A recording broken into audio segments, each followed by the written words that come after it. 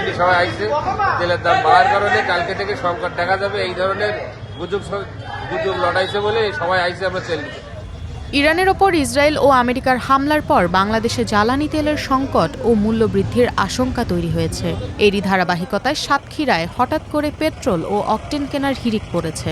৬ March সকাল থেকে জেলার বিভিন্ন পেট্রোল পাম্পে মোটরসাইকেল ও অন্যান্য যানবাহনের দীর্ঘ লাইন দেখা গেছে। শহরের AB pump, Kapotaksha petrol pump, Laskar filling station সহ অধিকাংশ পাম্পে উপচে পড়া ভিড় লক্ষ্য করা গেছে। অনেকে কয়েক ঘন্টা ধরে লাইনে দাঁড়িয়ে থেকে তেল নেওয়ার চেষ্টা করেছেন। নিয়ে আসে তেল নিয়ে রেখে দিচ্ছে। জানা যাচ্ছে যে বাংলাদেশে তেলের দাম দ্রুতগতিতে বাড়ার একটা সম্ভাবনা আছে, যার কারণে মানুষজন এই রাত দুপুরবেলা থেকে এই মানুষের তেল নিয়ে বিক্রি করছে। এখন আমরা লাইনে আছি, অনেকক্ষণ যাবৎ লাইন নিয়ে দাঁড়িয়ে তেল নিচ্ছি। তো হচ্ছে 300 টাকার বেশি তেল দিচ্ছে না। আশা করা হচ্ছে নাকি বাংলাদেশের তেলের মজুত কম, যার কারণে মানুষজন তেল নিয়ে রেখে দিচ্ছে। পাম্প সংশ্লিষ্টরা জানান, একজন গ্রাহককে সর্বোচ্চ 300 টাকার বেশি তেল দেওয়া হচ্ছে না। চাহিদা মোতাবেক আমরা খুলনা থেকে তেলটা পাচ্ছি না, এজন্য এই সংকটটা দেখা দিয়েছে।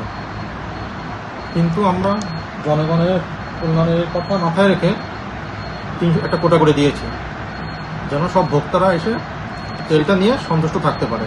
সাতক্ষীরার প্রায় সব পেট্রোল পাম্পেই একই চিত্র দেখা গেছে। পরিস্থিতি স্বাভাবিক রাখতে প্রশাসনের পক্ষ থেকে গুজবে কান না দিতে জনগণের প্রতি আহ্বান জানানো হয়েছে।